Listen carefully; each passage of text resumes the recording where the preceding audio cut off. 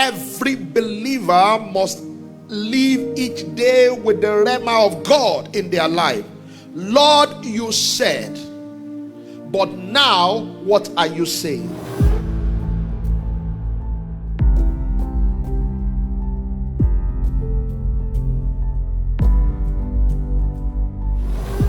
Go into the written word so that it can speak to us on a daily basis. And that's why a believer must have a Bible. Every believer must have a Bible.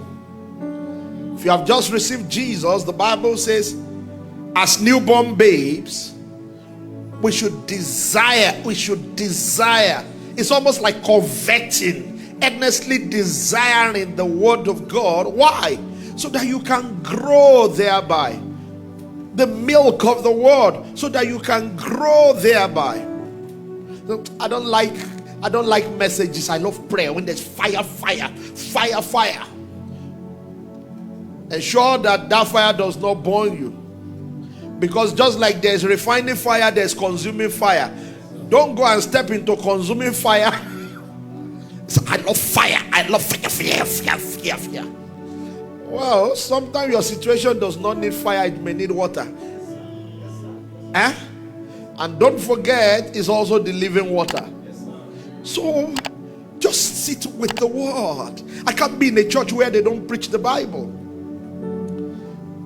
I can't be in a church where all we hear is the pastor's thoughts and opinion. We don't read what the Bible says. And you as a believer must get to that point in your life where you say to yourself, on God's word I stand. Number 2 is the spoken word. The Bible is already complete. You can't remove from it, you can't add to it. This canonized scripture. But from time to time, we need to hear what God's thought is on a matter. So God is always talking. Come on, say God is always talking. Say with me again, God is always talking. How do I know? In Hebrews chapter 1, God, Hebrews 1:1, who has sundry times, 1:1, God who has sundry times and in diverse places, in diverse manners spake in time past unto the fathers by the prophet, as in this last day spoken unto us by his son Jesus, his son, whom he has appointed heir of all things, by whom also he made the world.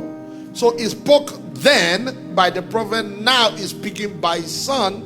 And when Jesus was going, he said, I will send a comforter unto you, who shall teach you all things. So God is still speaking today.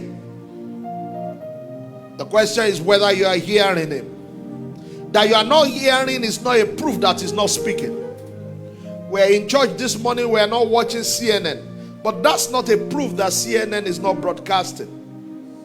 You only hear what you tune into. Some people call these the rhema, because it's current. It's spoken to your situation. It's spoken to your, it has practical and immediate application.